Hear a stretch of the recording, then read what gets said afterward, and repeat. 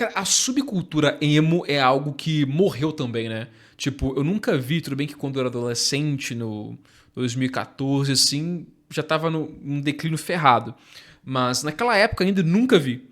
E curiosamente eu vi isso 2, 3 anos atrás. Eu tava indo em direção ao centro, já era de noite, eu moro no interior de Minas, então assim, ver isso quando eu era menor era impossível, mas eu vi já, tipo, o último adepto do movimento emo, o cara tá todo de preto assim, com o cabelinho meio jogado pro lado, com um bagulho debaixo do zóio, a maquiagem. Eu fiquei assim, meu Deus, é o último adepto do movimento, tá ligado? É o último, o cara tá mantendo a subcultura emo viva. E é curioso porque havia uma intersecção entre a subcultura emo e a subcultura, se assim eu posso chamar, de nego que gostava de anime. Porque eu tenho de lembrar para vossas senhorias que são talvez um pouco mais novos, que a época era coisa de esquisito você gostar de anime, saca? E ser emo também. Então tinha essa junção, né? E curiosamente, aqui até mostra o que os emos consumiam, o que eram coisas relacionadas a ele. E aqui tem, quando tu procura, Death Note. E era muito, nego adorava. Não era nem o termo larpar, não era nem fazer cosplay, embora também gostassem muito de fazer cosplay do L de Death Note, mas o nego gostava, tipo assim, de pagar mesmo. Acho que esse talvez seja o termo, de pagar do L, assim, queria um cara meio soturno, um cara meio na dele, com um cabelinho assim, com a roupa, sei lá o que. Se ele fosse todo de preto, cara, nego ia adorar. Mas talvez o clima soturno, talvez até mesmo do anime, né? Tipo, deuses da morte. Tipo, a primeira cena do anime, salvo engano, era um canto. Não era o Shinigami cantando, mas tipo, tinha Kyrie, tipo, Deus tenha piedade. Tem uma imagética meio católica naquilo tudo, meio soturna, meio de morte, que nego gostava, né? Aqui também tem, ó, a Noiva Cadáver, mesma coisa, clima um pouco mais soturno.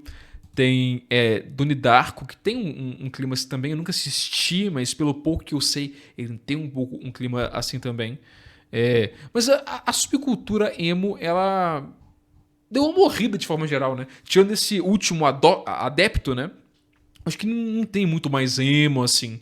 É, E curiosamente, eu não sei se eles foram. Obviamente, conforme o tempo passa, né? Tipo, as pessoas deixam as modas antigas.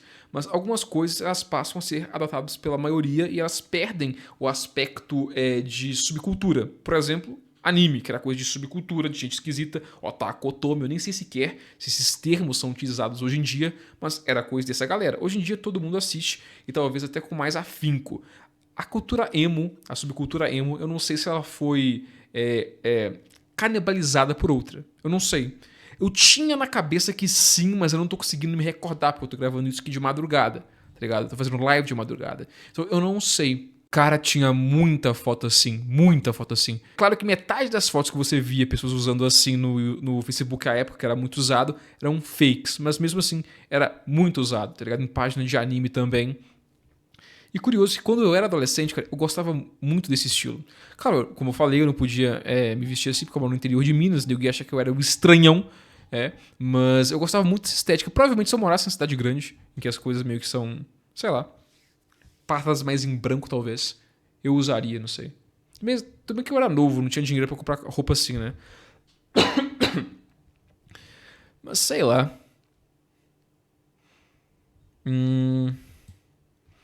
Vulnerabilidade emocional, introspecção, sensibilidade. Eles são os predecessores dos jovens sensíveis do Twitter.